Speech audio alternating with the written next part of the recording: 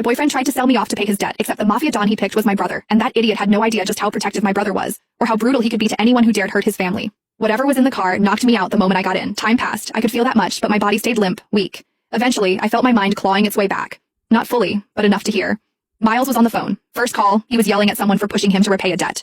Then the second call, it was a call to his mother, telling her he wouldn't be making it to Christmas dinner. The third call was different. Miles's tone dropped, soft and submissive. Sir, I know it was generous of you to let me leave and try to gather the money I owe the casino, but I still couldn't come up with everything. So, like you said, I brought my girlfriend tonight. Maybe we can try that thing you mentioned, handing her over to your Don. He hesitated.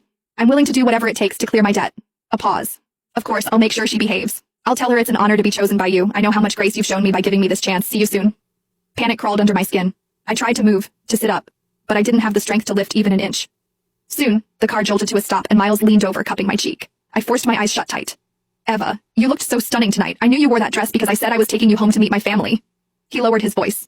You know my tuition debt's a mess. I thought maybe I could hit a lucky streak at the casino. I never meant to lose everything. But now I owe money to a thug who threatened to kill me and my family. But luckily, he said you're just his boss's type. I owe him 20 grand, Eva. I can't let him go after me and my mom. His voice dropped, almost guilty. Don't blame me, Eva. Blame yourself for being too damn pretty. Just one night. Mr. Snake said it's only for one night. Then I'll come get you. I swear. I'll take care of you for the rest of your life. I'll take you to meet my mom. I'll marry you. Please, Eva. Don't hate me. He sighed, like the weight of it was crushing him. And most importantly, when we get to that casino, don't fight back, please. Things will only get worse if you do. I managed to twitch my fingers. They brushed against the hem of the dress I was wearing tonight. Miles was right. I'd put it on just because he finally invited me to spend Christmas with his family. I remembered how I smiled, how hopeful I was, how foolish to think we were actually moving forward. Turns out he was just selling me off. 20,000, that's all I was worth. Miles could have asked me for help and I would have given it, but instead his pride decided betrayal was easier. My thoughts spun, scrambling for a plan. I remembered the bracelet on my wrist, the one with a hidden alarm. One press, and it would send an SOS to my brother, along with my location. The problem? I was still too weak to move. So I decided to wait for now, gathering what little strength I had left. Whoever this boss Miles was trying to hand me off to, if I had the chance to mention my brother, they wouldn't dare touch me. And if that didn't work, I still had the bracelet. A few minutes later, the door opened beside me. Rough hands pulled me out of the car. I brought her, just like you asked, Miles said, his voice trembling with fake pride. A rough voice answered, laced with amusement.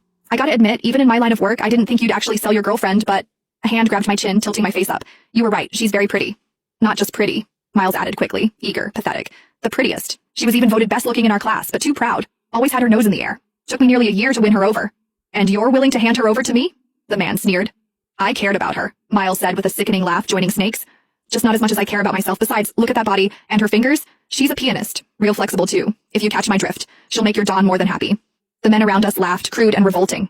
If our Don is pleased, your debt's cleared, the man said coldly. Thank you. Thank you so much.